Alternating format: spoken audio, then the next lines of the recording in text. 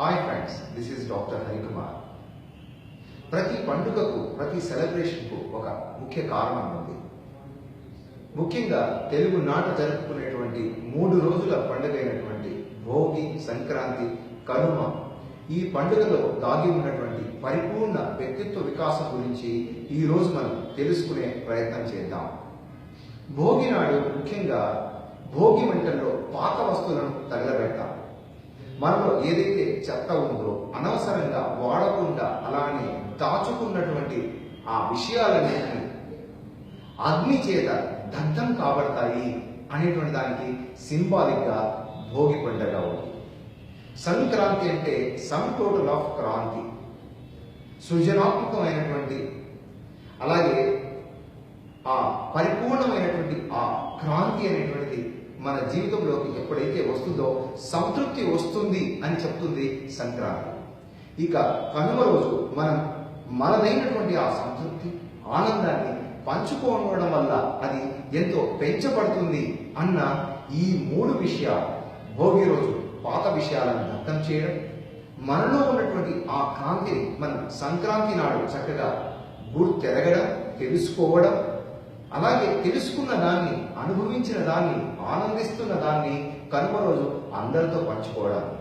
ఇదే సృష్టి, స్థితి, లయకారులు అయినటువంటి బ్రహ్మ, విష్ణు, మహేశ్వరులతో ఎలా కలిసి ఉందంటే, 3వ కన్నుకు దగ్ధం చేసేటువంటి, అంటే ఏదైనా అనవసరమైన నెగిటివిటీని అంతా దగ్ధం చేసేటువంటి శక్తి ఉంది. అది భోగికి ప్రతీక.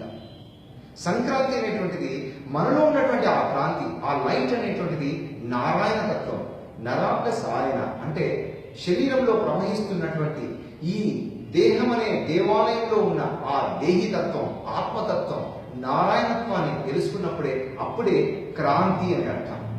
ఇక తెలుసుకున్నటువంటి ఆ శక్తిని, ఆ అవగాహనతో సృజనాత్మకంగా సృష్టి చేసేటువంటి ఆ కనుమతత్వం, ఆ బ్రహ్మతత్వం, you are the creator for your own life, nothing is by chance. ప్రతిదీ కూడా మన యొక్క స్వయిచ్ఛ, సంకల్ప మాత్రంతోనే జరుగుతూ ఉంది. అయితే అందరూ తెలుసుకోవాల్సింది ఈ పండుగ వల్ల చెత్తను వదులుకోవాలి. ఏది ఉంది చెత్త?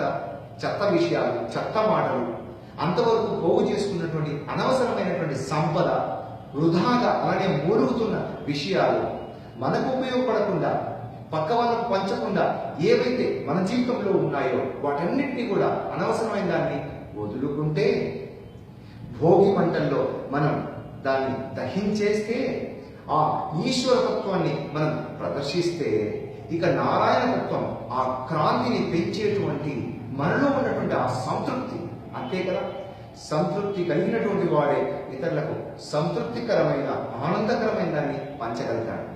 ఇక్కడే ఆ భిక్షగాడి తత్వం ఉంటే ఎవరికి ఏది ఇస్తారు?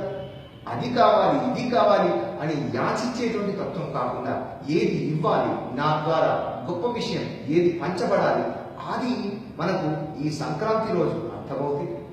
కనుమ రోజు బ్రహ్మతత్వం, సృష్టికర్తృత్వం పూర్తిగా మనం ఆ పంచేటువంటి విధంగా ఉన్నప్పుడు ప్రతి ఒక్కరూ విశిష్టంగా కనిపిస్తూ ఉంటే, ఉన్న 5 వేళ్ళు ఎంత విశిష్టంగా ఉన్నాయో, ప్రత్యేకంగా ఉన్నాయో, ప్రతి ఒక్కరూ ఆ ప్రత్యేకత కలిగి ఉన్నటువంటి ఆ పూర్ణ వికాసం ఎప్పుడైతే వికసిస్తుందో అందరికీ గౌరవం లభిస్తుంది. గౌరవంతో జీవిస్తున్న ప్రతి ఒక్కరూ గొప్పదైనటువంటి సృష్టిని అందిస్తారు. అటువంటి సృష్టి ఉన్నటువంటి ఆ సమాజం ఎప్పుడు కూడా ఎంతో కలకలలాడుతూ రంగురంగుల రంగవల్లిలాగా సునాదాన్ని వినేటువంటి ఆ పంచేటువంటి ఆ హరిదాసు తత్వంతో క్రాంతిని పెంచుకుంటూ, క్రాంతిని పంచుతూ అంతటా క్రాంతిని వెదజల్లుదాం. ఇదే Sankranti. Thank you very much.